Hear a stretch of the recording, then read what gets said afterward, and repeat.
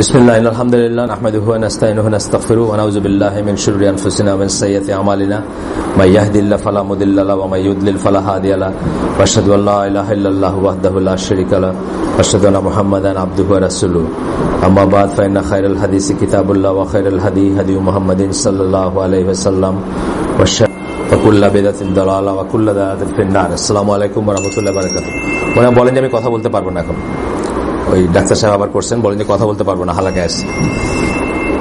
তো আমরা যেখানে শেষ করছিলাম সেখান থেকে শুরু করবো ইনশাল্লাহ। বইটা শেষ করার চেষ্টা করতেছি, যদিও এখনো বোধহয় প্রায় 50-60 পৃষ্ঠা বা একটু বেশি বাকি আছে। Religious extremism in the lives of contemporary Muslims অত্যন্ত প্রয়োজনীয় একটা সাবজেক্ট, অনেকদিন ধরে চলতেছে। এইগুলা লাগানো আছে আপনার আমাদের ওয়েবসাইটে, আপনি দেখতে পারেন। সব ইস্যু, যেসব ইস্যু নিয়ে আমরা এখন করি, মানে বিতর্ক করি, বা যেসব ইস্যু নিয়ে আমাদের সমস্যা, অলমোস্ট সবকিছু এখানেই করছে। এই যে বায়াত নেওয়া, তারপরে আপনার শাসকের আনুগত্য থেকে শুরু করে প্রত্যেকটা জিনিসের ব্যাপারে আহলে সুন্নাত জামাত স্ট্যান্ড কি আর চরমপন্থীদের স্ট্যান্ড কি, কোথায় ডিফারেন্স, এটা যদি না জানেন আপনারা অনেক সময় ট্র্যাপে পড়ে যাবেন। আপনাদেরকে একটা কিছু জিজ্ঞেস করলো, এমনি করছেন না? আচ্ছা আচ্ছা, ওই যে দুজনই তার রোগী আর কি, রোগীর পিছনে, হ্যাঁ যে রোগীর পিছনে উনি ঘুরতেছেন। একজন আমাদের এই যে শফিউল্লাহ, আর একজন সোহেলের আম্মা। হ্যাঁ, রোগীরা তাকে ইনফর্ম করে না ঠিক মতো। যাই হোক, ভালো মানুষ, এরকম মানুষের দরকার আসুন। যাই হোক, যেটা বলতেছিলাম যে প্রত্যেকটা ইস্যু আমরা লেমেন যারা সাধারণ মানুষ, আমরা অত ডিটেলসে অনেক কিছু অনেক সময় খেয়াল করি না। কালকে আমাকে একজন বলতেছিলেন, উনি বহুদিন আগে ছেড়ে দিয়েছেন, জামাতের পলিটিক্সের সাথে ছিলেন। তো জামাতের লোকরা তাকে বলতো যে বায়াতের রশি যদি গলায় না থাকে তাহলে জাহিলিয়াতের মৃত্যু। এই কথা বলে বলে কিন্তু জামাতে রিক্রুট করতো তারা। আমাকেও ফর্ম দিয়েছিল একবার, অনেক আগে, 96-97 সালে বা 97-98 সালে। তো আমি তার ফর্ম ফিল আপ করি নাই, কিন্তু ফর্মের পক্ষে তাদের যুক্তিটা, মানে আগে একটা আছে না, মানে ভূমিকা দিছিল যে আপনি ঠিক আছে, আপনি খুব ভালো কাজ করতেছেন বা চেষ্টা করতেছেন কাজ করে, কিন্তু আপনি তো একা থাকতেছেন। তো একা থাকা মানে কিন্তু, মানে আপনার তো কোনো দল নাই, তা আপনি একা থাকা মানে আপনার উপর বায়াতের রজ্জু নাই, আপনার জাহিলিয়াতের মৃত্যু হওয়ার চান্স আছে। এই কথাটা তখন আমি মৌলানা আবুল কালাম আজাদকে জিজ্ঞেস করছিলাম যে এই কথা, আমার ভয় লাগছিল যে এই কথাটা যে কইলো উনি কিন্তু সদ্য, তখন ওয়ালাইকুম সালাম, সদ্য জামাতের রোকনে হারানো অবস্থায় আছেন আর কি। তো ওনারা আমি জিজ্ঞেস করছিলাম যে এই কথাটা কইলো, আমার তো খুব ভয় লাগছে। বলে না, এটা সবাই বলে থাকে, ভয় দেখাইতে বলে, এটাই ভ্যালিড না। উনি বলেন যে জামাতের কথা বলা হয়েছে সেটা হচ্ছে আল জামাত। মুসলিম উম্মার যদি একজন খলিফা কখনো থাকেন বা এখনো যদি থাকেন, তার প্রতি আনুগত্যই করা ওয়াজিব বা ফরজ। তার বাইরে যে থাকবে তার অবস্থা হবে এই যে যেটা বললেন আর কি, যে জাহিলিয়াতের মৃত্যু। তার যার গলায় বায়াতের নাই, তার কাছে বায়াত নেওয়া, বায়াত যদি ফিজিক্যালি নাও নিতে পারেন, তার আনুগত্য করাটা আপনার জন্য ফরজ বা ওয়াজিব। কিন্তু এখন তো সেই ব্যাপারটা নাই। এখন ব্যাপারটা হচ্ছে যে ABCDEF অনেকগুলো গ্রুপ, ধরেন কথার কথা, কেউ এডুকেশন নিয়ে কাজ করতেছে, কেউ অনেকগুলো গ্রুপ আছে না, কেউ দাওয়াতের কাজ করতেছে, কেউ মাদ্রাসা চালাচ্ছে, কেউ হসপিটাল চালাচ্ছে, অনেক রকমের গ্রুপ আছে। এগুলো প্রত্যেকটা একটা জামাত নীতি, ছোট যে এইটার বায়াত নীতি আপনি বাধ্য না, বুঝছেন না? আপনি এখানে 10টা জামাতের একই সাথে 10টা জামাতের মেম্বার হইতে পারেন, ডিফারেন্ট সেক্টরে। একটা মেডিকেলের ধরেন আপনার দুস্থ কি বলে রোগীদের জন্য কাজ করে, তাদের সাথে আপনি যুক্ত। আর এখানে কোরআন শিক্ষা দেশ, তাদের সাথে যুক্ত। আপনি একই সাথে 10টার সাথে যুক্ত হতে পারেন, কোনো সমস্যা নেই। তো তখন ওনারটা আমি যতদূর বুঝছিলাম, যতটুকু আমার গ্যাপ ছিল সেটা এই বইটা পড়ে হয়েছে। এই বইটা কিন্তু ক্লিয়ারলি বলছে, কথাগুলো পরিষ্কার ভাবে বলছে যে একমাত্র আল জামাত ছাড়া আর কোনো জামাতের ব্যাপারে বায়াত কথাটা ইউজ করা উচিত না। যদিও বায়াত কথাটা হচ্ছে বায়াত থেকে আসছে, কি ঠিক আছে না? বায়া থেকে আসছে, বায়া মানে কেনা, বুয়ু বায়া এইসব থেকে আসছে, মানে কেনা বেচা থেকে আসছে। যে কোনো কিছুতে আমরা যখন একটা চুক্তি করি, বিক্রির চুক্তি করলে যখন হ্যান্ডশেক করি যে না এটা ঠিক হইলো, এটাই কিন্তু বায়াত। কিন্তু এটা হলো মাইনর বায়াত।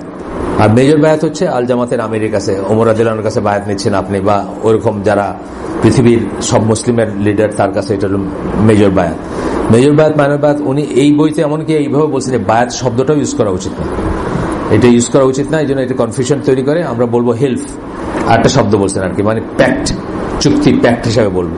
বায়াত বললে ওই যে ভুলের একটা চান্স আছে দুইটাকে, যেটা এক্সপ্লয়েট করে বাংলাদেশে একদিকে পীররা আর একদিকে চরমপন্থীরা, তারা কিন্তু আপনাকে বায়াতের জন্য বলবে। যেমন ধরেন এখানে আমরা বারবার যে দলটার কথা পড়ছি, এখানে তাকফির ওয়াহিজরা, তারা কিন্তু এই বায়াতের ব্যাপারটাতে অত্যন্ত স্ট্রিক্ট ছিল। তাদের বায়াতের বাইরে যারা, তাদেরকে তারা অমুসলিম মনে করত। তো এই জিনিসগুলো নিয়ে যে কনফিউশন আছে, এই বইয়ের প্রত্যেক পাতায় এমন জিনিস আছে যেটা আপনি ডেইলি ফেস করেন, ডেইলি আপনাকে মানুষ এটা নিয়ে বিভ্রান্ত করতে চায়, অথবা আপনারই ছোট ভাই, আপনারই ছেলে এটা নিয়ে বিভ্রান্ত, বা এরাই অর্ধসত্য বা ট্রাঙ্কেটেড ভিউ, কাটা একটা খণ্ডিত একটা ভিউ নিয়ে তারা হয়তো চরমপন্থী হয়ে যাচ্ছে বা কেউ নাস্তিক হয়ে যাচ্ছে। মানে আমি বলছি এই জন্য আমাদের যেহেতু ইনডেপথ পড়াশোনা সবাই নাই, সেই জন্য আমরা যে ইস্যুগুলো নিয়ে আমরা ফিল করি যে এই ইস্যুগুলো আমাদের ভিতরে কনফিউশন আছে, বা এই ইস্যুগুলো নিয়ে আমাদের, ধরেন কথার কথা আমেরিকায় থাকে কেউ, এখন আমেরিকায় কানাডায় সেটেল করা একেবারে প্লেনলি বললে হারাম, কিন্তু তারা কি অমুসলিম হয়ে গেল? না, তারা অমুসলিম হয়নি, তারা অমুসলিম হয় নাই। হারাম এই যে ব্যাপারটা, মানে অনেকে আপনাকে বলবে যে ওয়ালাইকুম, যারা ওইসব দেশে আছে তারা আর ইমান হারায় ফেলছে, না এটা ঠিক না, তারা অমুসলিম হয় নাই, তার কবিরা গুণের ভিতরে আছে, বড় গুণের ভিতরে আছে। এই সমস্ত জিনিসগুলো আপনি ডে ইন ডে আউট দেখবেন যে আপনার সাথে, আপনার জীবনের সাথে সম্পৃক্ত, এবং আপনাকে কেউ আইদার সাইড, দুই সাইডে কেউ বলবে যে না আমেরিকা ইংল্যান্ডে থাকলে কোনো সমস্যাই নাই, আরো ভালো জীবনযাপন করা যায়, এটাও যেমন ফেলাসিয়াস বা ভুল। আবার কেউ যদি এটা বলে যে আমেরিকা ইংল্যান্ডে যারা আছে তারা ইসলামের বাইরে চলে গেছে বা তারা মুসলিমই না, এটাও তেমনি ভুল। তো এই জন্য এই বইয়ের আমরা এত সময় নিয়ে এত কষ্ট করে পড়তেছি, এই জন্য যে অনেক রকমের ভুল এখানে আপনার ভুল সংশোধন হবে বা ভ্রান্তি দূর হবে। একটা ছোট্ট উদাহরণ বলি আপনাকে, যে আমরা সবাই ভালো কাজ করতে চাই, মানে অ্যাটলিস্ট যারা প্র্যাকটিসিং মুসলিম, নামাজ পড়ি বা রোজা রাখি, ফরজ মনে করি, এসবকে আল্লাহকে বিশ্বাস করি, চেষ্টা করি আল্লাহর মতো করে চলতে, আখিরাতে বিশ্বাস করি। বিশ্বাসের তারতম্য আছে, বিশ্বাসের ভিতর গ্রেড আছে, সেটা অন্য জিনিস। সবাই আমরা ভালো কাজ করতে চাই, কিন্তু দেখেন আপনি যদি উপার্জনে হোক বা অন্য কোথাও হোক হারামের সাথে সম্পৃক্ত থাকেন, আপনার সেই হারাম কাজটা ত্যাগ করাটা কিন্তু ভালো কাজ করতে চাওয়ার আগে আসে। লিভিং হারাম takes precedence over doing good deeds always. আপনার আরো অন্যভাবে বলি যে আপনি গুনার ভিতর আছেন এবং আপনি তসবিহ টিপতেছেন বা জিকির করতেছেন। স্কলাররা বলেন যে এটা হলো ওই রকম ব্যাপার যে আপনার একটা তোবের উপরে একটা কাক হাগু করে দিছে, কাকের বিষটা পড়ছে, এটার ইস্ত্রি করে কোনো লাভ আছে? এটার আপনি খুব সুন্দর করে ইস্ত্রি টেবিলে নিয়ে ইস্ত্রি করে লাভ নেই, আগে ওইটা ধুতে হবে। উচিত কি, প্রায়োরিটি কি? ওটা ধুয়ে ফেলা, নাপাক ওটা ধুয়ে ফেলে জায়গাটা পরিষ্কার হলো, যদি আপনি ওটা নিয়ে নামাজ পড়েন আপনার নামাজ হবে, কিন্তু ইস্ত্রি না করলেও হবে, কিন্তু ওইটা আগে ধুয়ে পরিষ্কার করে তারপরে আপনি ইস্ত্রি করবেন। তো আগে বলেন ইস্তেগফার। ইস্তেগফার কেন বলেন? মানে আপনি যে গুনাহটা আছে আপনি এটা অ্যাকনোলেজ করলেন, এটা থেকে তওবা করলেন, এতে মুক্ত হলেন, তারপরে আপনি জিকির করেন। ভালো কাজ এবং হারাম কাজের ভিতরে ব্যাপারটা এরকমই, কিন্তু আপনি একটা হারামকে কার্পেটের নিচে ফেলে দিয়ে মনে করলেন যে আচ্ছা ঘুষ খাই, এটা তো আমার মানে প্রফেশন, আমি যে প্রফেশনে চাকরি করি ঘুষ না খায় কেউ থাকতে পারে না, সবাই খায় আমিও খাই।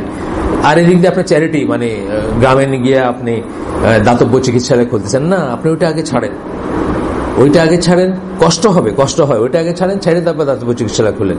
তো এটা আমরা অনেক সময় প্রায়োরিটি বুঝি না, কিন্তু অনেক সময় এই প্রায়োরিটিটা বুঝি না, এবং এটা আমাদের সমাজে অহরহ দেখা যায় যে ভালো কাজ করার সাথে, এই যে ধরেন দাওয়াতের নামে আমরা কত কিছু করি না, ধরেন হাফ পর্দা, ফুল পর্দা, বাইরে চলে যাচ্ছি। হাজব্যান্ড আমাকে একদিন ফোন করছেন, এক মহিলা, ফোন কোম্পানিতে চাকরি করেন, বলেন যে আমি জানতে চাইছেন আমার কাছে, ফোন নাকি মেইল, আমি ভুলে গেছি, ইমেলও হইতে পারে, বেশ কয়েক বছর আগের কথা। কি ব্যাপার, তার হাজব্যান্ড তাকে দিনের হালাকায় যাইতে দেন না। উনি ফোন কোম্পানিতে চাকরি করেন, কিন্তু আবার ফোন কোম্পানিতে চাকরি করা মানে তো মিক্সিং আছে, যাই হোক, দিনের হালাকায় যাইতে দেন না। নাম বললেন কার হালাকায় যাইতে চান, উনি গুলশান পরানি ওইদিকে থাকেন, যাইতে দেন না। এখন তো আমার দিন শিক্ষা হচ্ছে না, আমি এখন কি করব? তো আমি বললাম যে হাজবেন্ড যদি না যাইতে দেয়, দিনের হালাকায় মানে বেসিকটুকু যদি হয় আপনার জানা থাকে, ফরজ ওয়াজিব, তাইলে দিনের হালাকায় নিজে না গিয়েও যারা যাচ্ছে তাদের কাছ থেকে শিখে নেবেন, বা হাজবেন্ডকে বলবেন যে আমি এই জিনিসগুলো জানতে চাই, তুমি আমার জানার ব্যবস্থা করো, বুঝছেন না? কিন্তু হাজবেন্ডের কথা অমান্য করে দিনের হালাকায় যাবেন, তাকে লুকায়, তার কাছে মিথ্যা বলে, এটা তো ইসলাম এলা করে না। তো এইখানে বুঝতে হবে যে প্রায়োরিটি, ওটা একটা ভালো কাজ, দিনের হালাকায় যাবেন, কিন্তু এটা কোন গ্রেডের কাজ? ওটাকে ফরজ গ্রেডের কাজ নাকি জাস্ট ওয়াজিব গ্রেডের, কি বলে ওই সুন্নাহ গ্রেডের কাজ বা রিকমেন্ডেড কাজ হিসাবে যাচ্ছেন? ফরজ গ্রেডের মানে আমি কিছুই জানি না, নামাজ পড়তে হয় কেমনে জানি না, এইটার জন্য যদি আমি কারোর কাছে জিজ্ঞেস করতে যাই বা কারোর কাছে জানতে যাই, সেটার জন্য আপনি কি করবেন? প্রথমে হাজবেন্ডকে বলবেন। একজন মহিলা হাজবেন্ডের মানে দিন শিক্ষার সোর্স হবে প্রাথমিকভাবে তার হাজবেন্ড। সে খুতবা শুনবে, সে হালাকা শুনবে, আইসা সে বলবে এটা এটা এটা। আচ্ছা, তারপরে হাজবেন্ড যদি মনে করে যে কোনো একটা জায়গায় যাওয়াটা তার বৈধ, যেখানে সে মনে করতেছে যে কোনো ফিতনা নাই, সেসব জায়গায় যাবে। আমাদের হালাকাগুলায় বা অন্য যেসব হালাকায় টোটাল সেপারেশন, কেউ কাউকে দেখেই না। আমাদের এখানে তো আপনারা জানেনও না কি মহিলা, জানেন কখনো দেখছেন কয়টা মহিলা আসলো আর না আসলো? আপনারা জানেনও না, কারণ তালাটাই আলাদা আলাদা একটা তালায় বসতেছে।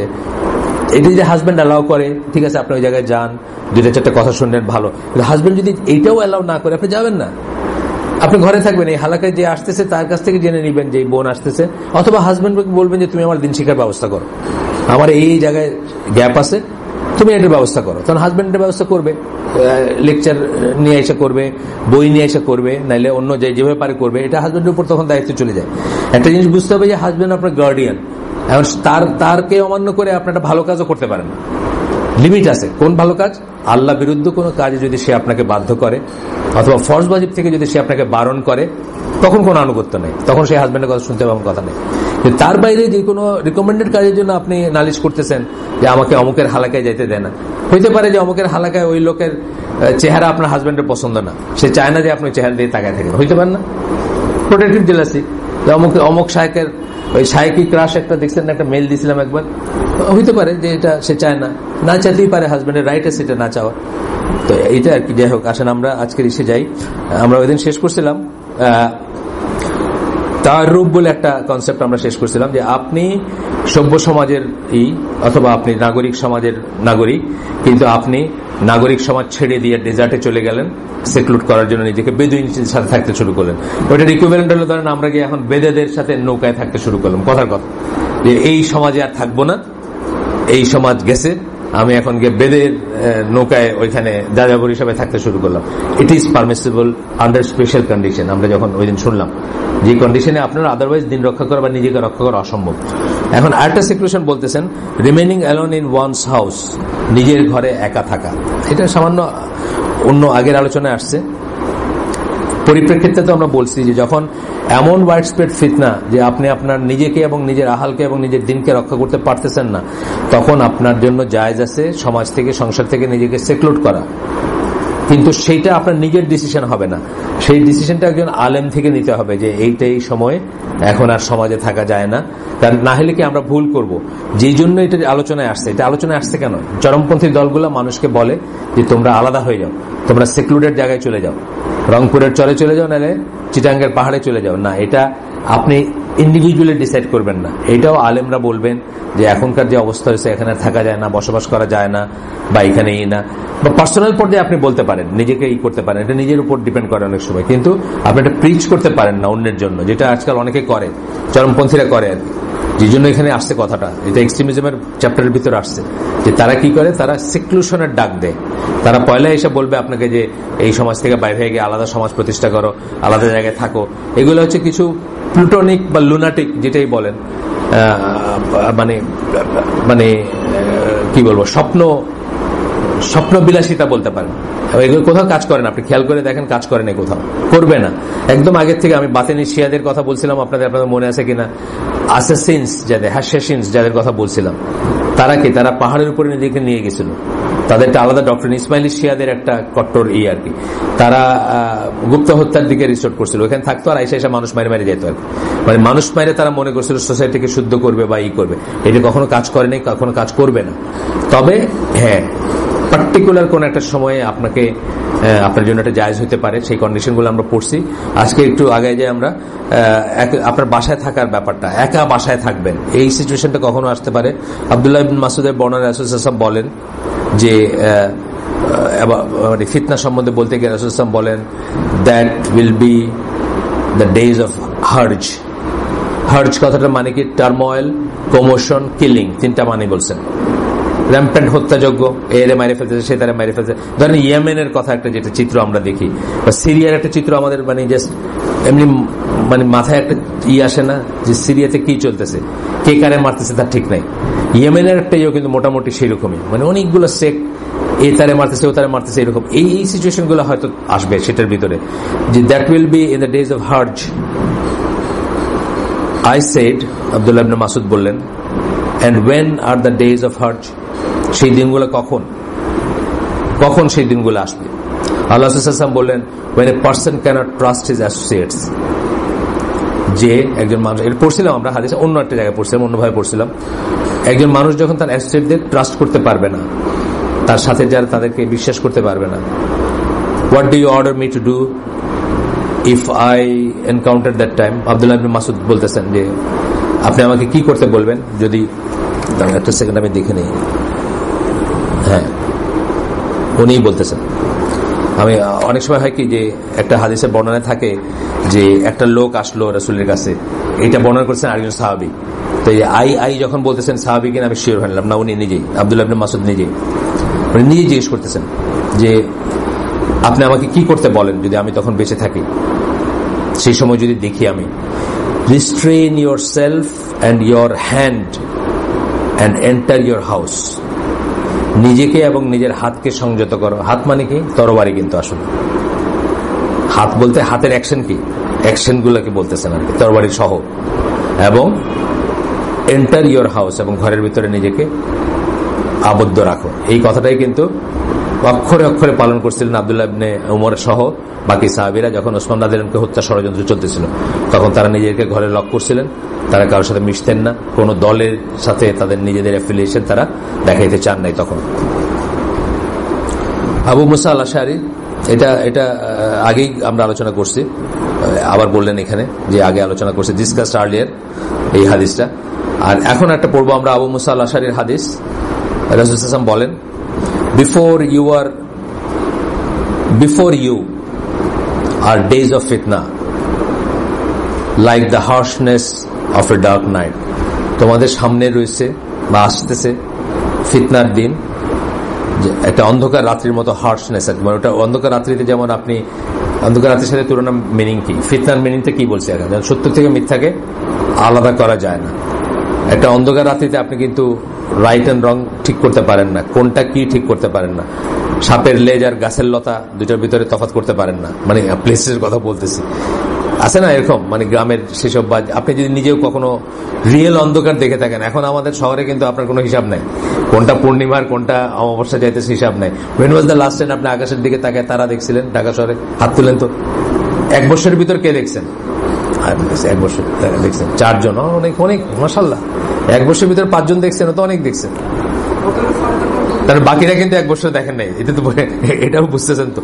কিন্তু গ্রামে কি অটোমেটিক্যালি আপনার চোখ যাবে, আপনি মসজিদে নামাজ পড়ে আসতেছেন, জাস্ট চোখ গেল আকাশে, দেখলেন প্রিন্টেড হয়ে রয়েছে পুরো গ্যালাক্সি, তাই না? আপনি এমনি গেল আপনার চোখ। এবং এগুলোর দরকার আছে কেন? এগুলো দেখলে মানুষের স্মলনেস বোঝে, আল্লাহর গ্রেটনেস বোঝে। আমরা তো মসজিদে we can do it, light জ্বালাই দিলে তো হইলো। রাত্রেবেলা ক্রিকেট খেলতে পারি না আমরা, মানে we can do almost anything. Who needs Allah, এরকম একটা ব্যাপার হয়ে গেছে নজবিল্লাহ, তাই না? এখন সভ্যতা আমাদেরকে এমন একটা জায়গায় নিয়ে গেছে, হু নিডস আল্লাহ, অন্ধকার লাইট জ্বালাই দাও। স্টেডিয়াম, অমাবস্যার রাতে স্টেডিয়ামে খেলতেছে, এতটুকু ক্রিকেট বল দেখতেছে, সমস্যা কি? কিন্তু আসলে তো ব্যাপারটা তা না, এগুলো তো সব সুডো, এগুলো তো সব ক্ষণিকের, এগুলো সব মরে যাচ্ছে। আল্লাহ কোরআনে বলছেন, যেভাবে সায়েন্টিস্টরা বলে যে ইউনিভার্সটা মরে যাচ্ছে, ডিকে হয়ে যাচ্ছে, সব মরে যাবে, সব শেষ হয়ে যাবে। কিন্তু ওইভাবে যখন চিন্তা করবেন, তখন আল্লাহর গ্রেটনেসটা চোখের সামনে আসবে বা বুঝবেন। কালকে আমরা এখানে একটা ছোটদের বাচ্চাদের জন্য একটা ভিডিও দেখেছিলাম, ওরা হয়তো খুব ইন্টারেস্ট পায় না, এই জন্য আমরা কিছুক্ষণ পরে এটা চেঞ্জ করছি। সেটা হলো যে এই যে প্ল্যানেট গুলার, যে প্ল্যানেটারি সিস্টেম আমাদের, যেটা এই যে গ্রহগুলা কত এক্সাক্টিং কথার মানে হচ্ছে যে চুলচেরা হিসাব। একটু এদিক সেদিক হইলে আপনি আর বাঁচেন না, বা এই পৃথিবী আর থাকে না। এতগুলা গ্রহ দেখাইলেন, পুরা এসে একটা গ্রহে শুধু এই কন্ডিশনটা, মানে যার মাথায় ঘিলু আছে তার তো চিন্তা করা উচিত যে এটা একটু কাকতালীয় হইতে পারে না। এটাই আর কি ভিডিওটার এইটাই হচ্ছে, এটা যে এই যে আমাদের অ্যাটমসফিয়ার, আমাদের গ্র্যাভিটিটা ধরেন, আমাদের গ্র্যাভিটিটা একটু বেশি হইলে কোনো পয়জনাস গ্যাস আর বাইরে যেত না, সব এখানে থেকে যেত। আর একটু কম হইলে অক্সিজেন নাইট্রোজেনও চলে যেত স্পেসে। মানে জাস্ট গ্র্যাভিটির কথা বলতেছি, মানে সামান্যতম অক্সিজেনের কত আছে, 21% মতো আছে। 1% যদি অক্সিজেন বেড়ে যেত, ফরেস্ট ফায়ারের চান্সেস বেড়ে যেত 90% বেশি। এই যে দাবানল গুলো হয় না অটোমেটিক, 90% বেশি দাবানল হইতো তখন 1% অক্সিজেন বাড়লে। প্লাস আপনি থাকতে পারতেন না, আপনারও ভিতর জ্বলে যেত। মানে এইরকম ভাবে সব যখন দেখবেন, চিন্তা করবেন, এভরিথিং ইজ এক্সাক্টিং। এটা দেখার একটা স্কোপ আসে যখন আপনি রিফ্লেক্ট করার চান্স পান। আর আপনাকে যখন এ থেকে জেড 40 চ্যানেল টেলিভিশন দিছে, আপনি 3 মিনিট করে একটা দেখলেও রাত শেষ আপনার। মানে খালি রিমোট দিয়ে আপনি 3 মিনিট করে ঘুরান আর কি। একটা আছে দেখি কি আছে, না এটাতে কারিনা, ওটাতে ক্যাটারিনা, মানে চুজ করেন যখন। এইটা 3 মিনিট করে করলে আপনার জীবন শেষ। তা আপনি কোথায় চিন্তা করবেন স্টার নিয়ে, আর কোথায় চিন্তা করবেন গ্যালাক্সি নিয়ে, কোথায় চিন্তা করবেন আল্লাহ নিয়ে? আপনি মনে করছেন আই ক্যান ডু এভরিথিং, দিনকে রাতকে দিন করে ফেলতে পারি আমি, চাইলেই আমি বাতি জ্বালায় ক্রিকেট খেলতে পারি। এখানে হু নিডস আল্লাহ, এরকম একটা ব্যাপার চলে আসছে। আপনাদেরকে আমি ফরওয়ার্ড করছি, আমি জানি না, এটা গ্রুপে দিব আমি। মোহাম্মদ আসাদ তার ওই যে রোড টু মক্কা বইটাতে একটা জায়গায় লিখছেন যে উনি চিন্তা করছিলেন যে উনি যখন মুসলমান হবেন বা হচ্ছেন, তখন চিন্তা করছিলেন, এটা উনি তো 1900 সালের জন্ম নেওয়া মানুষ, এবং 1920 যে শতাব্দীটা, মানে 20 যে দশকটা, ওইখানে উনি মুসলমান হন আর কি 22-23 বছর বয়সে, বা আমি ভুলে গেছি 26 বছর হইতে পারে। মানে 1920 থেকে নিয়ে 30-এর ভিতরে উনি মুসলমান হন, পসিবলি 22-23-এর দিকে আর কি। তো তখন উনি বলতেছেন যে ওনার মাথায় একটা আসছে যে সব মনোথেস্টিক রিলিজিয়ন যেগুলো, একেশ্বরবাদী দিন যেগুলো, ক্রিশ্চিয়ানিটি, জুডাইজম এবং মানে অরিজিনালি যেগুলো একেশ্বরবাদী, অথবা ট্র্যাডিশনালি নবী পয়গম্বর যত লিস্ট পাই আমরা, সব কিন্তু দেখবেন মিডল ইস্টের একটা জোনের ভিতর সবার জন্ম, অলমোস্ট সবাই, যাদের কথা আল্লাহ নাম ধরে বলছেন। কথা বলেন না কিন্তু ইন্ডিয়া থেকে এমকের নাম, এটা বলেন নাই, যদিও ইন্ডিয়া থেকে ছিলেন হয়তো কখনো, কারণ আল্লাহ এটাও বলছেন যে সব নেশনের কাছে পাঠাইছেন, যার কাছে পাঠান নাই তার কোনো শাস্তি হবে না। এইসব কথা তো আমরা হাদিস এবং কোরআন থেকে জানি। যাই হোক, উনি বলছেন যে ইব্রাহিম আলাইহিস সালাম, ইসমাইল আলাইহিস সালাম, সুলাইমান, দাউদ, মানে যাদের কথা জানা যায় সব থেকে এই জনেরই। কেন? তারপরে উনি আবার নিজে এটার উত্তরটা দিচ্ছেন যে ওইসব জায়গায় থাকলে বোঝা যায় যে মানুষের জীবনটা কত আল্লাহ নির্ভর। একটা সেকেন্ড যে আসলে মানুষের ভরসা নাই, এগুলো কিন্তু আমরা এই সমস্ত এই ডেলিউশনের ভিতর থেকে ভুলে থাকি। কিন্তু এই সমস্ত ডেলিউশনের, আজকে সকালের ঘটনা, মানে আমার ওয়াইফ কখনোই কিসের থেকে উঠে না, মানে দেরি করে উঠে না ঘুম থেকে, কখনোই না, এভরিডে কাজ থাকুক আর না থাকুক। তো আমি তো ফজর নামাজ পড়ে এসে আবার শুই। ফজর নামাজ পড়ার পরে মানে অনেক সময় হয়ে যায়, অলমোস্ট ধরেন আমাদের যে ওই সল্লাল্লাহ সহ যখন শেষ করে তখন প্রায় 6টার কাছাকাছি আর কি, 6টার 5-10 মিনিট আগে শেষ হয়। নামাজ তো 5:30টায়, আর তারপরে 6টার তো 5 মিনিট আগে শেষ হলো ভাই। তো আমার 8:30টার দিকে ঘুম ভাঙছে। আমি চিন্তা করলাম যে সেকেন্ড ঘুমটা আর দেখি যে আমার ওয়াইফ শুয়ে আছে, তখনও শুয়ে আছে। আমার হঠাৎ বুকটা ছ্যাদ করে উঠছে যে তার ব্রিদিং হচ্ছে, তো কারণ এটা তার জন্য এক্সেপশন, কিন্তু আসলে তো এটাই নর্মাল। একদিন তো এইভাবে ব্রিথ করতে করতে আমরা ব্রিথ করবো না, তাই না? কেউ করবো না। এইখানের ভিতরে আমরা যারা আছি, একদিন তো আমাদের ব্রিদিং বন্ধ হবে। আমরা কিন্তু গ্যারান্টেড ধরে নেই যে আমাদের ব্রিদিং সবসময় চালু আছে। আমরা কিন্তু নিজেদের ওই ব্যাপারটা চিন্তাই করি না। তো এটা চিন্তার অবকাশ কই আপনার? এই A to Z চ্যানেল, আজকে ক্রিকেট, কালকে কাবাডি, পরশু এটা, তারপরে হলো আপনার ফেস্টিভ্যালের কোনো শেষ নাই। আপনাকে এই সমস্ত ফেস্টিভ্যালের একটাই টার্গেট, মৃত্যু ভুলে রাখা আপনাকে। এটা একজন স্কলারের কথা যে এন্টারটেনমেন্ট বলতে কি বোঝায় ওয়েস্টার্ন ওয়ার্ল্ড? এন্টারটেনমেন্ট বলতে এটাই বোঝে যে আপনার মৃত্যুকে ভুলে রাখতে পারে, আপনার মনে পড়বে না যে আপনার মৃত্যু আছে। অথচ এবারে যে খুতবার ওই যে ইংলিশ যে ইটা হোক, সেটা ট্রান্সলেশন মানে ভুল ঠিক যাই হোক না কেন, কথাগুলো কিন্তু সাংঘাতিক কথা। যে কালকের দিনটা আপনি দেখবেন, এটাই আপনার আকীদা পরিপন্থী একটা ব্যাপার, যে মনে করে যে কালকের দিনটা দেখবে। Tomorrow will be there but you may not be, একটা কথা আছে না এখানে। তা আমি আমার চিন্তা করতেছি, যখন দেখলাম যে আমার ওয়াইফ ইজ ব্রিদিং, আমি বলছি সকালে ওঠার পরে যে তুমি তো এই সময় কখনো শুয়ে থাকো না, তুমি শুয়ে আসছো, মানে আমি চিন্তা করছি কি তোমার কি শ্বাস বন্ধ হয়ে গেল নাকি? এই বই কোনোদিন বন্ধ হবে, এবং এটা এভরিডে পসিবিলিটি। কিন্তু এটা আমরা কেন এক্সেপশন নিতেছি? এটা এভরিডে হইতে পারে। এমন দেখা গেছে না যে ভিডিও টিডিও আছে আপনার ওই ইসলামিক ইসেগুলাতে আছে, একটা লোক সেজদায় গেছে মসজিদে আর উঠতেছে না। এই আমাদের গ্রুপে কে জানি দিছে ভিডিওটা। বড় একটা মসজিদে সুন্নত নামাজ পড়ে এসে সেজদায় গেল, নামাজটা ধরলো আর কি, সুন্নত শেষ করে এসে ফরজ নামাজটা ধরলো, সেজদায় গেল আর উঠলো না আর কি, টাচ করে পাশের জন দেখতেছে সে নাই। হইতেই পারে, আমাদের এখানের ভিতর হইতে পারে, আমরা যারা আছি। তো এই পসিবিলিটি গুলো আমরা ভুলে থাকি, আমাদেরকে ভুলায় রাখা হয় এক নাম্বার। মানে কুফারের যে মানে মানে প্ল্যানটা, সেটা হচ্ছে এটাকে ভুলে রাখা। এটা মনে থাকলে কিন্তু আপনি আর তার ট্র্যাপে পা দিবেন না। আপনি গাড়ি বাড়ি সহায় সম্পত্তি এসি বলেন যাই বলেন, যেগুলো ট্র্যাপে আমরা পাড়া দিই ওগুলো ট্র্যাপে পা দিবেন। আপনার ডে টু ডে জীবনকে দেখতে শুরু করবেন। আর ডে টু ডে জীবনকে দেখতে শুরু করলে কিন্তু আপনাকে আমি কিছুতে ভয় দেখাতে পারবো না। ভয় দেখে কি দিয়ে আপনাকে? কর্পোরেট কালচারে ভয় দেখে কি দিয়ে? ফিয়ার ইজ দ্য কি বলছিলাম না আরেকদিন। আপনি এখন এসিতে বসেন, রিভলভিং চেয়ারে বসেন, ডাক দিলে আপনার টাই পরা পিয়ন এসে আপনার কফি বানায় দেয়, এগুলো কিচ্ছু থাকবে না। ইউ ভিজুয়ালাইজ ইউর সেলফ যে আমি একটা ভাঙ্গা চেয়ার আর টেবিলে বসে আছি, কেউ আমার পুষে না, তখনই আপনার ভয় লাগে। ফিয়ার ইজ দ্য কি, আপনি মনে না এটা ছেড়ে যাওয়া যাবে না। কিন্তু আপনি যখন ডে টু ডে যখন জীবনটাকে দেখবেন, আজকের দিন গেল আলহামদুলিল্লাহ, কালকে সকাল আসলো আবার আলহামদুলিল্লাহ, 24 আওয়ার্স এর ব্যাপার।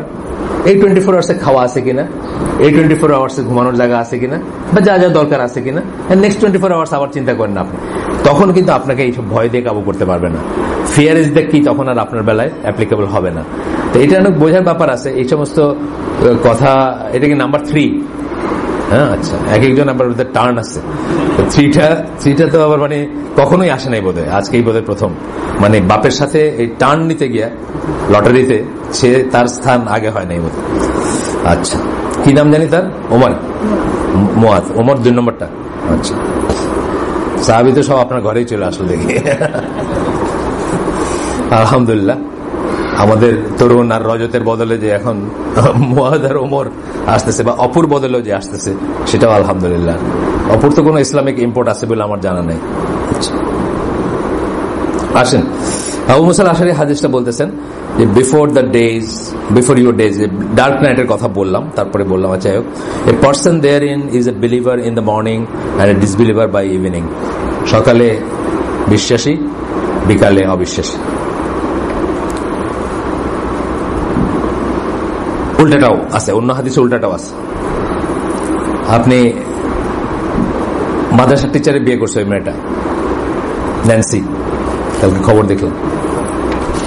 সে কতবার ইসের সাথে শুয়েছে, ওই যে রুবেলের সাথে, এটা নিয়ে এসে পোস্ট দিছে এক সময়। আলহামদুলিল্লাহ, এটা অনেকে হাসাহাসি করে, আমি হাসাহাসি করি না, বলে আলহামদুলিল্লাহ, আল্লাহ যদি এইটা যদি সে বুঝে চলে আসে, তাহলে সি ইজ মাই সিস্টার, সোজা কথা। সে যদি বুঝে আসে এই পথে, এবং এসে যদি সে ওই জীবনটাকে ডিজাউন করে থাকে, আমরা তার পাশ নিয়ে কথা বলবো না। কিন্তু যেটা বলতেছেন যে এই যে জিনিসগুলা, এগুলা হুজুকের মাথায় যখন হয়, সকালে ইমানদার, বিকালে কাফের, বিকালে কাফের, সকালে ইমানদার, আসেন, অহরহ হচ্ছে, কন্ডিশনাল হয়ে গেছে। এইটা যদি ইসলাম হয়, আমি ইসলামের সাথে নাই, বিফোর আন্ডারস্ট্যান্ডিং। আর একটা জিনিস হচ্ছে, পড়াশোনা করলেন অনেক করে আপনার ব্রেনে, তারপরে বলতেছে যে আপনার ব্রেন এটা নিতে পারতেছেন, আপনি মুসলিম হইতে চান বা না চান, এটা অন্য জিনিস একটা। কিন্তু আরেকটা হচ্ছে আপনি কন্ডিশনাল করে দিচ্ছেন, ঠুনকো কতগুলো কন্ডিশনের। এইটা যদি ইসলাম হয়, তাহলে আমি মুসলিম হতে চাই না। অনেক মানুষকে আমি এটা বলতে শুনছি, বিফোর আন্ডারস্ট্যান্ডিং দ্য থিংস। আপনি পড়েও দেখেন নাই, আপনি জেনেও জানেনও না কিছু। একটা ঘটনা, কোন একটা ঘটনা ধরেন, এই কালকে একটা প্রিন্সের শিরচ্ছেদ করছে এসে, কালকে না পরশু দিন, সৌদি আরবে। এখন আপনি ছোটবেলা থেকে বড় হয়েছেন এনজিও ব্যাকগ্রাউন্ডে, আপনার কাছে এগুলো খুব বর্বরতা মনে হয় বা যাই মনে হয়। আপনার এইটা ইসলাম হলে আমি এই ইসলামের সাথে নেই। এই যে আপনি মুখ দিয়ে বলে ফেলেন কথাটা, আপনি কিন্তু একবার ভাবলেনও না যে আপনি কি বললেন আসলে। এই জিনিসটা এত খেলো না আর কি, এত ঠুনকো না, অনেক চিন্তার ব্যাপার। একইভাবে ইসলামে আসাটাও অনেকই। কালকে শুনলেন প্যারিস হিলটন মুসলমান হয়েছে, আজকে দেখলেন যে সে বিকিনি পরে সিনেমা করতেছে। মানে উল্টাটা আমি বলতেছি। আমরা আসলে মানে ইন্টেলেকচুয়ালি কত গরিব হয়ে গেছি যে আমরা এই জেমিমা কেউ কনভার্টেড মুসলিম বইলা গর্ব করে আমরা পোস্ট দেই আর কি। ইমরান খানের বউ যে ছিল আর মানে সে এখান থেকে গিয়া কি করে বেড়াইছে, যাই হোক এটা আপনারা দেখেন কি করে বেড়াইছে। মানে সে কখনো কনভার্ট করছে আমরা জানিও না, তার সম্বন্ধে আসলে আপডেটিংও নাই আমাদের, তার এখনকার অবস্থা কি। কিন্তু আমরা ওইটা নিয়ে ওই ফেসবুক হোক বা ইসে হোক পোস্ট দেয় যে ইসলামের খুব ইসের কথা, যে অমুক হয়েছে। একইভাবে এখন ওই প্যারিস হিলটনের কথা একসময় শুনলাম যে সে মুসলমান হয়েছে, তারপরে শুনি যে আবার না। বুঝছে না ব্যাপারটা? মানে আমি বলছি যে এই জিনিসগুলা বোথ সাইডেই কিন্তু খুবই খারাপ জিনিস এবং খুব বাজে জিনিস আর কি। আজকে মুসলমান হলাম, কালকে আবার বললাম যে না আমি এটা চাই না, উল্টাটা। এটাই বলতেছেন আল্লাহ রাসূল সাল্লাল্লাহু আলাইহি ওয়াসাল্লাম, a person therein is a believer in the morning and disbeliever by evening. The one sitting is better than one standing, যে বসে আছে সে দাঁড়ানোর চেয়ে বেটার আছে। এটা পড়ছি আগেও, এটা অন্য অংশটা পড়ছি আমরা, যে বসে আছে সে দাঁড়ানোর চেয়ে বেটার আছে।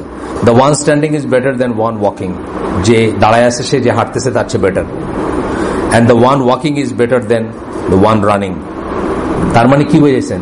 লেস অ্যাক্টিভ যে সে বেটার, মোর অ্যাক্টিভ যে সে খারাপ। এমন একটা সময় আসবে লেস অ্যাক্টিভ যে, আজকে আপনি আজকের সমাজে যাদেরকে আপনি অ্যাক্টিভ বলবেন কোট আনকোট, যারা অনেক কাজ করতেছে, যারা যাদের সময় নাই জীবনে, এখন না কব কথা, ওই দিন ক্লাস 2-তে পড়াইলাম কবিতা, এখন না কব কথা আনিয়া চিত্রনলতা, বা কি বলে ওই ফুল ফোটে বনে যাই মধু আহরণে দাঁড়াবার সময় তো নাই। এইরকম যাদের দেখলে মনে হবে আর কি, যাদের নামাজের সময় নাই, রোজার সময় নাই, বা বৈশা দুটো কথা শোনার সময় নাই, র্যাট রেস যেটাকে বলে, তারা কারা আসলে? তারা কারা? এই সময় যদি আপনিও এইটার অংশ হন তাহলে আপনার জন্য ব্যাড নিউজ। আপনি যত স্লোয়ার হবেন আপনার জন্য গুড নিউজ। বুঝেন এই কথাটা? এই অ্যাক্টিভিটির জমানাতে, এই অ্যাক্টিভিটির জমানাতে, যে অ্যাক্টিভিটির কথা আমি বলতেছি, যে অ্যাক্টিভিটি চলতেছে, যে যত স্লো সে তত সেফ আছে, ঠিক না কথাটা? যে যত, আমি একটা কথা বলি যে যে যত কম খাচ্ছে এখন সে তত ভালো থাকবে। এই যুগ চলে আসছে না? যে রেসপেক্টে আপনি দেখেন, চর্বির রেসপেক্টে দেখেন, ফরমালিনের রেসপেক্টে দেখেন, যে রেসপেক্টে দেখবেন যে কম খাচ্ছে সে বেটার আছে, যে বেশি খাচ্ছে তার সমস্যা আছে, আছে না ব্যাপারটা? তাই না? এখনকার কাজের ব্যাপারেও তাই, যে কম বিজি, আমরা অনেকে মানুষের তাকে বলি দূর এই তো কিছু করতে চায় না, কিছু করে না, maybe he is not doing it, যে সে যা কিছুতে হাত দিবে সে কিছুতে হারাম। আর যে সবচেয়ে বাংলাদেশের 1 নম্বর স্মার্ট পার্সোনালিটি যে বিজনেস ওয়ার্ল্ডের, আমি না জানি না নাম, আপনারা জানেন, যারা এসিসিআই, বিসিসিআই, অনেক কিছু আছে না, এইগুলার যারা টপ অফ, তারা কারা আসলে? তারা কি নিয়ে বিজি? এই সময় আপনি যত লেস বিজি থাকবেন তত বেটার অফ আপনি। যখন ফিতনা থাকবে, যখন কেওটিক সিচুয়েশন থাকবে, যে যত গুটানো থাকবে, যে যত লেস অ্যাক্টিভ থাকবে সে তত বেটার আছে।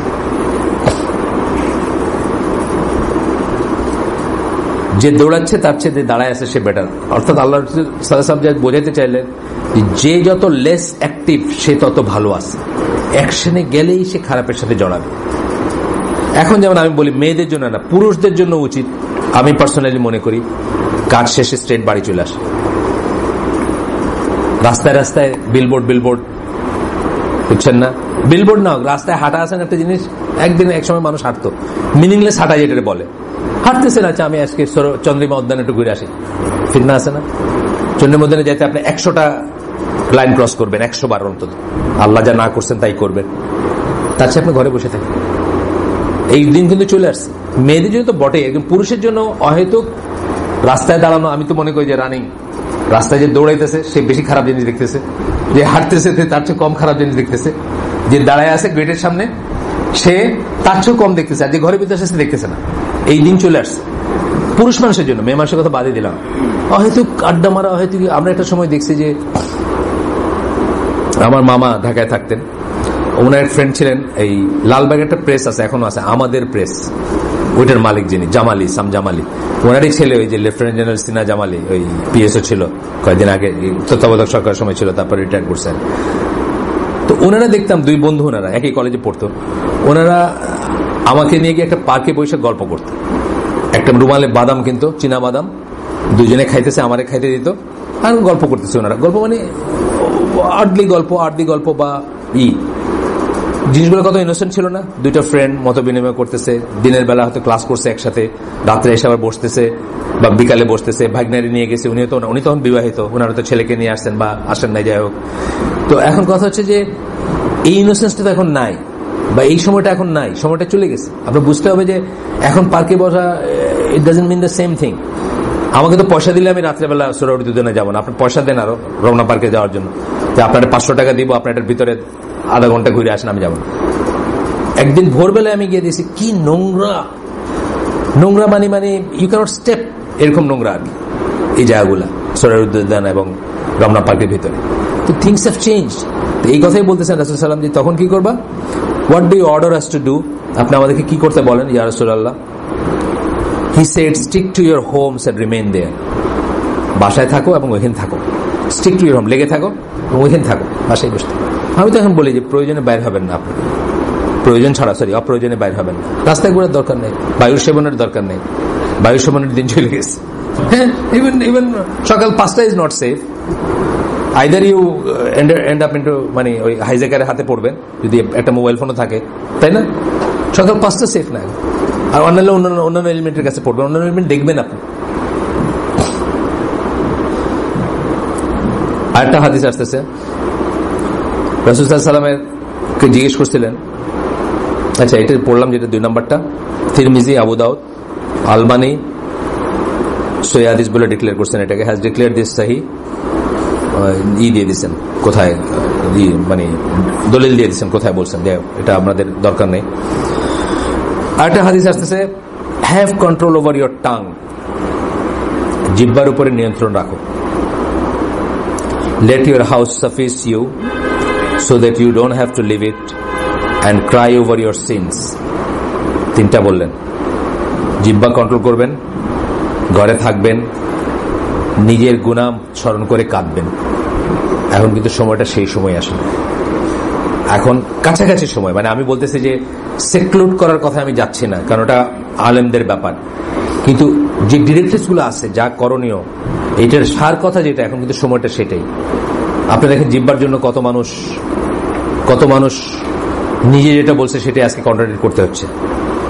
একদিন বলে ফেলছে মুখ দিয়ে, আজকে সেটা কন্ট্রাডিক্ট করতে হচ্ছে, অথবা সেটার জিহ্বার ফিতনা আপনি দেখতেই পাচ্ছেন যে অবস্থা এখন। তারপরে কি বলছেন যে ঘরটা যেন সাফিসিয়েন্ট হয়। হ্যাঁ, মসজিদ, ঘর বলতে মসজিদ যাবেন, ঘরে আসবেন, বাজার করতে যাবেন, একবার যাবেন, বুঝছেন না, 10 বার যাবেন না।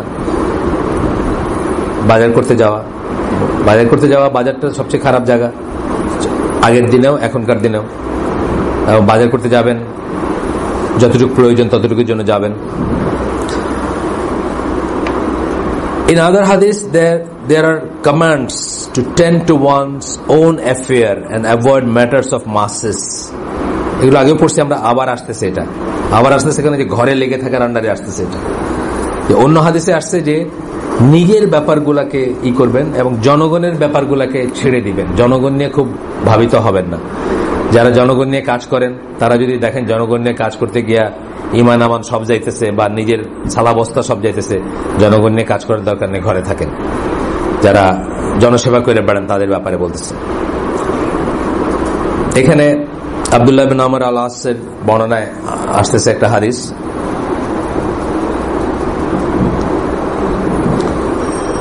কিপ টু ইয়ার হাউস, এটা আগে পড়ছি আমরা, বাট এখানে অংশ বিশেষ পড়তেছেন। এই যেহেতু ঘরে থাকার ব্যাপারটা পড়তেছে, সেক্লুশনে প্রথমটা আমরা পড়ছি তার রূপ, বেদুইনদের সাথে চলে যাবেন বা সমাজ নগর ছেড়ে চলে যাবেন। আর এখন পড়তেছি আমরা নিজের ঘরে থাকার ব্যাপারটা, কিভাবে সেক্লুড করার আন্ডারে আসতেছে এটা। কিপ টু ইয়ার হাউস, নিজের ঘরে থাকেন। কন্ট্রোল ইউর টাং, একই রকম কথা, জিহ্বা সংযত করেন। Accept what you know and approve of, তুমি যে জানো এবং যা অ্যাপ্রুভ করো, নিশ্চিত জানো এবং অ্যাপ্রুভ করো, সেটা অ্যাকসেপ্ট করো। Leave what you disapprove of, যা তুমি অ্যাপ্রুভ করো না সেটা ছেড়ে দাও। Take care of your own affairs, নিজের জিনিসগুলোর যত্ন নাও। ওন অ্যাফেয়ার্স, আমার কাপড় ধোয়া, আমার রান্না করা, আমার বাজার করা ইত্যাদি। And leave the matter of the masses, এবং জনগণের ব্যাপারগুলো ছেড়ে দাও, ত্যাগ করো। অর্থাৎ মানুষকে যেখানে হ্যান্ডেল করতে সেটা ত্যাগ করো। টু সাম এক্সটেন্ট এই সময়টা তো এখন চলতেছে, তাই না? এখন মাসের অ্যাফেয়ার তো যখন করবেন, ফর এক্সাম্পল আমরা এই হালাকাটা আল্লাহ তৌফিক দিয়েছেন আমরা করতেছি, কিন্তু আমরা যদি দেখি যে কখনো এমন সময় আসে যে যাই করতেছিলাম আমরা সবই বন্ধ হয়ে যেতে পারে এই হালাকার জন্য, তখন আমরা হালাকাটাও ছেড়ে দিব, তাই না? এই কথাটাই বলা হচ্ছে।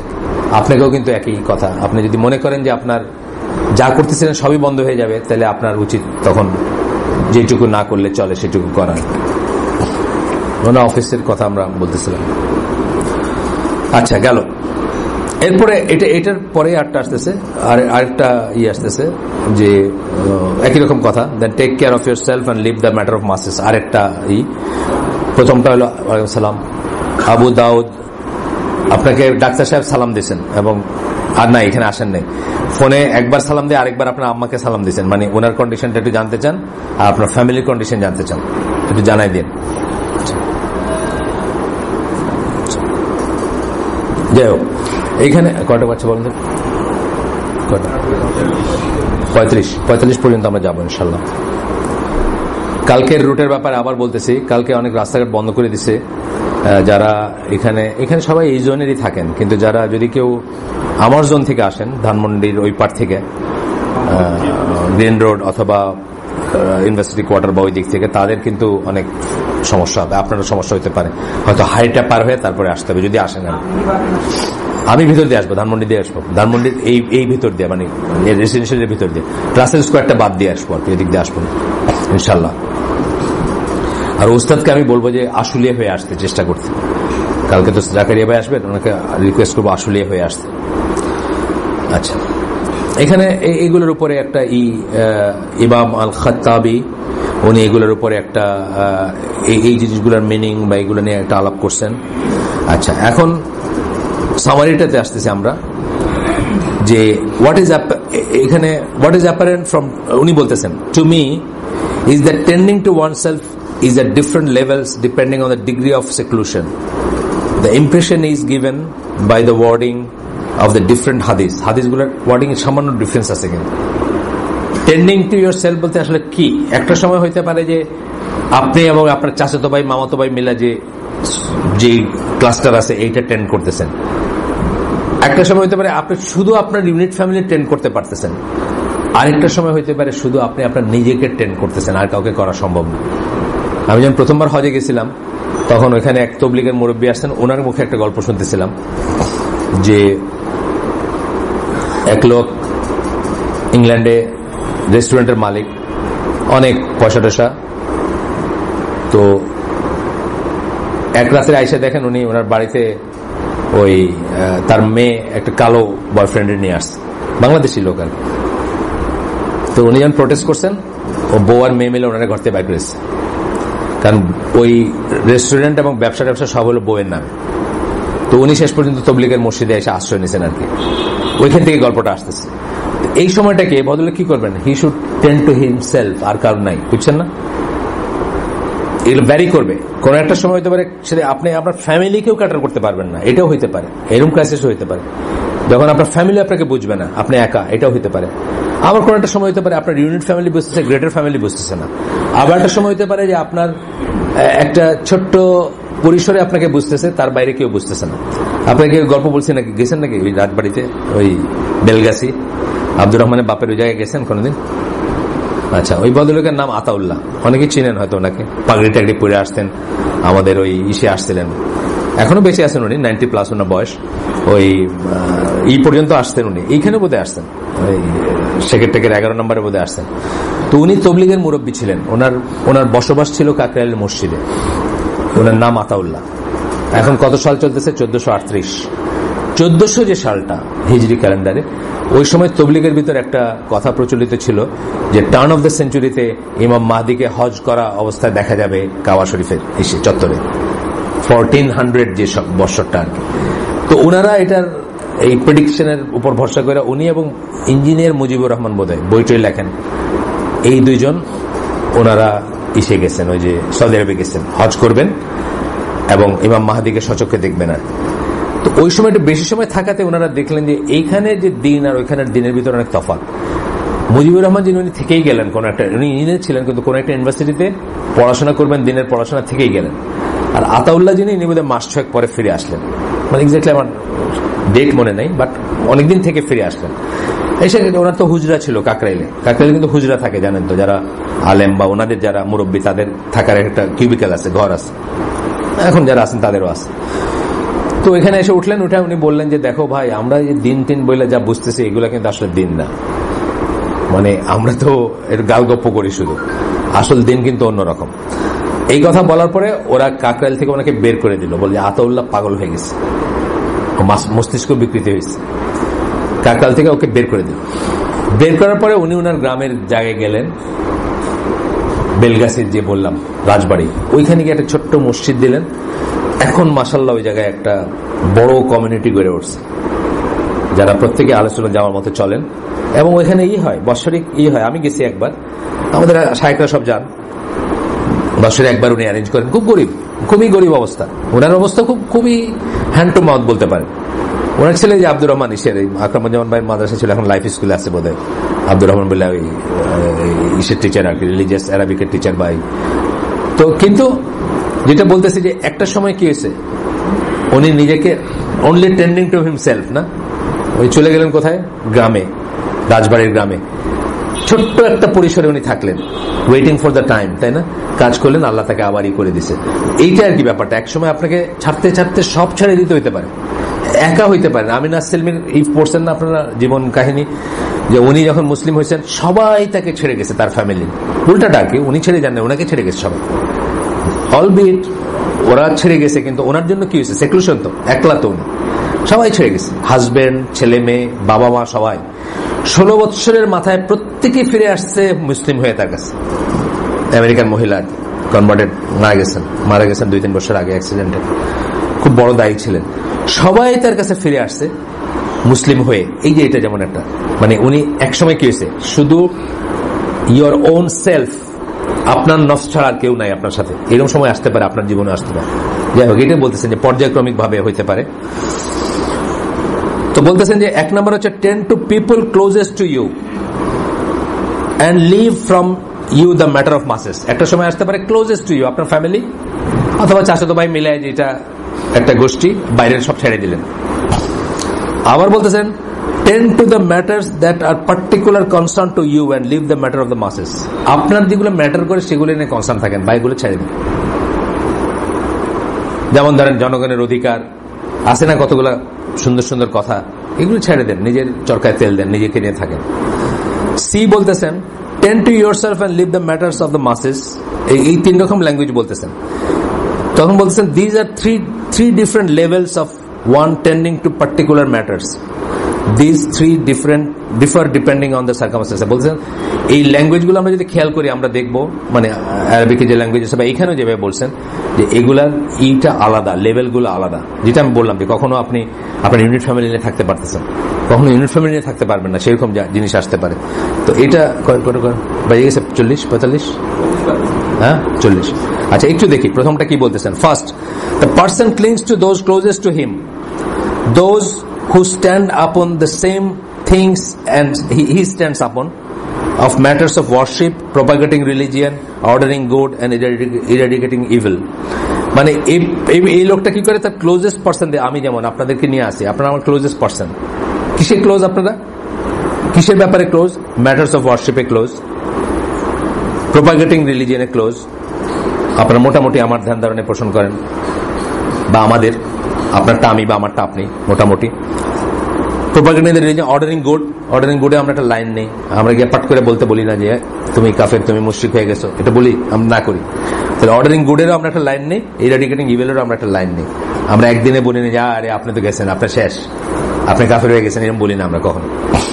সেকেন্ড লেভেলটা বলতেছেন, এটার পরে শেষ করে দিব আমি। সেকেন্ড লেভেল হচ্ছে the person clings to those who are immediate concern to him. Immediate concern মানে কি, আমার ফ্যামিলি। এতক্ষণ কিন্তু আপনারা আমার দিনী ভাইরা, কিন্তু এইটা আমি রাখতে পারতেছি না, সিচুয়েশনের জন্য হোক, কিছুর জন্য হোক। তখন আমি কি করবো, এসব ছেড়ে ছড়ে দিয়ে আমার ওন ফ্যামিলিটাকে ধরতে চেষ্টা করবো।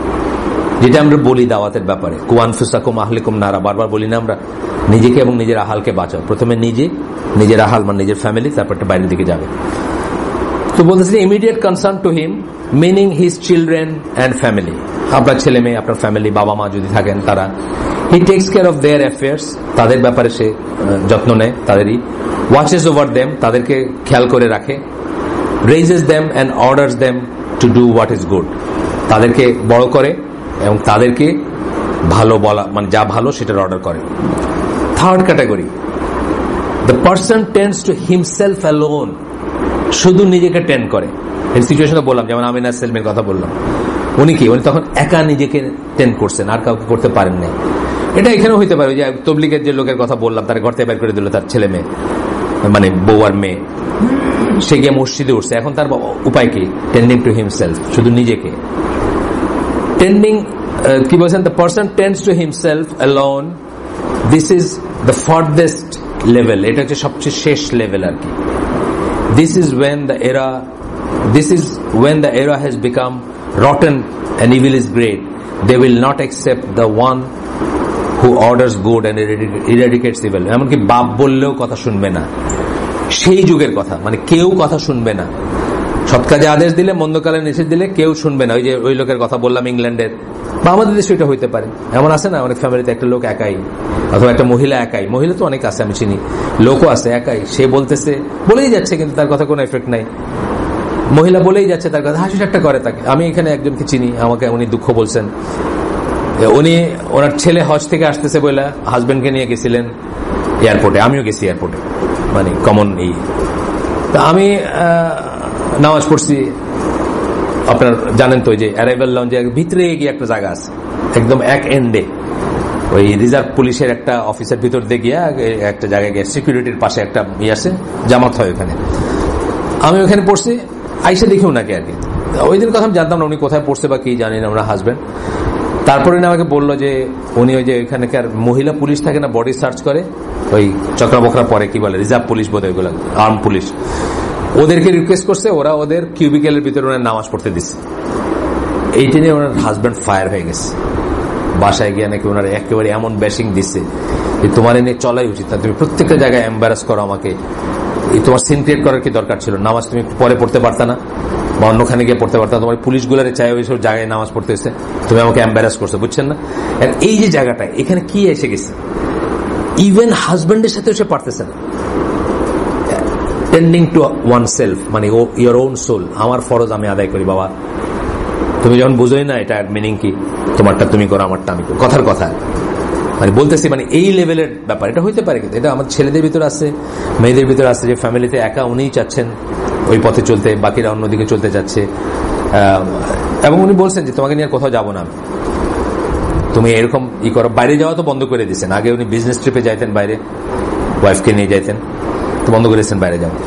উনি আমাকে বলছেন যে এখন ভাই আমাকে নিয়ে আর যায় না, মানে কি করবেন উনি এটা জানতে চাই, আর মানে নসিহা হিসাবে ই করছেন, কিন্তু আমি নাকি এম্বারাস করি, আমি নামাজ পড়তে চাইছি। তো আমি ওটা বুদ্ধি দিলাম যে আপনার তো মাগরিবের নামাজ তো 1 ঘন্টা প্লাস থাকে, 1 ঘন্টা প্লাস সময় থাকে, তা আপনার যদি হাজবেন্ডের এটা ইরিটেশন হয়, আপনি তো আর কিছু ওয়েট করতে পারতেন, বা আমি যেখানে গিয়ে নামাজ পড়ছি আপনি খোঁজ করলে কেউ বলে দিত যে ওখানে নামাজ জায়গা আছে, ওইখানে হয়তো ওনার আপত্তি থাকতো না। এটা আমি ওনাকে বুঝাইছি, মানে জাস্ট টু কমফোর্ট হার, অথবা তাকে সংসারের সাথে অ্যাটাচ যেন থাকেন উনি, সেই জন্য ওনাকে আমি বুঝাইছি। এটা যে বয়স ওনার, এটা সংসার ত্যাগ করার বয়স না, বা খুব সিরিয়াস কোনো ই নেওয়ার আগে 3 বার চিন্তা করা উচিত। কিন্তু এইরকম কিন্তু মানুষ ঘরে ঘরে আছে, হাজব্যান্ডও আছে, ওয়াইফও আছে, একজন একা। আইল্যান্ড ইন দ্য স্ট্রিম বলে ইংরেজিতে একটা কথা আছে। আইল্যান্ড ইন দ্য স্ট্রিম কথার মানে কি, আপনার নদীর মোহনার ভিতরে আপনার একটা দ্বীপ, স্ট্রিম, স্রোতের ভিতরে। এই দ্বীপটা কি জোয়ারে এবং ভাটায় বোধে খালি ধসে ধসে ক্ষয় হচ্ছে, কিন্তু বালু পড়ে পড়ে যাচ্ছে, দ্বীপটা ছোট হয়ে আসতেছে। তো অনেক সময় আমরা অনেকে কিন্তু আইল্যান্ড ইন দ্য স্ট্রিম এভাবে বসবাস করি, একা হোক বা ফ্যামিলি নিয়ে হোক। মানে একজন একটা জনগোষ্ঠীর ভিতরে আইল্যান্ড ইন দ্য স্ট্রিম হইতে পারে, আবার একটা ছোট ফ্যামিলি একটা বড় যেটা বলি কমিউনিটির ভিতরেও আইল্যান্ড ইন দ্য স্ট্রিম হইতে পারে। যেমন আমাদের এখানে এই ছাত্রী আছে ক্লাস 7-এ, তারা খুব একটা নির্দিষ্ট একটা প্রফেশনাল গ্রুপ থেকে আসে। এখন ওইখানে তারাই একমাত্র ফ্যামিলি যারা বোরখা পরে, একমাত্র ফ্যামিলি যারা হিজাব, একমাত্র ফ্যামিলি যারা নেকাব। ডেফিনেটলি তারা হাসির ঠাট্টার পাত্র বা পাত্রী। আমি জিজ্ঞেস করলাম তাদেরকে, তো বলে যে হ্যাঁ আমরা তো কারোর সাথে মিশতে পাই না। এইরকম জিনিসগুলো হচ্ছে। তো এই সময় তখন আপনার কি করবেন, আলটিমেটলি হচ্ছে আপনার নিজেকে বাঁচাবেন, একদম লাস্ট স্টেপ। সুবহানাকা আল্লাহুম্মা বিহামদিকা আশহাদু আল্লা ইলাহা ইল্লা আনতা, সুবহানাকা আল্লাহুম্মা বিহামদিকা আশহাদু আল্লা ইলাহা ইল্লা আনতা আস্তাগফিরুকা ওয়া আতুবু ইলাইক। আমরা যে শুনলাম তার ভিতরে যদি ভুল কিছু শুনে থাকি, সমস্ত ব্যর্থতা এবং দায়-দায়িত্ব আমার, এবং এটা শয়তানের পক্ষ থেকে আসছে। আর যদি শুদ্ধ কিছু শুনে থাকি, সমস্ত প্রশংসা আল্লাহর। আল্লাহ আমাদেরকে তৌফিক দেন আমরা যে শুনলাম তার উপর আমল করার। আসসালামু আলাইকুম ওয়া রাহমাতুল্লাহি ওয়া বারাকাতুহু।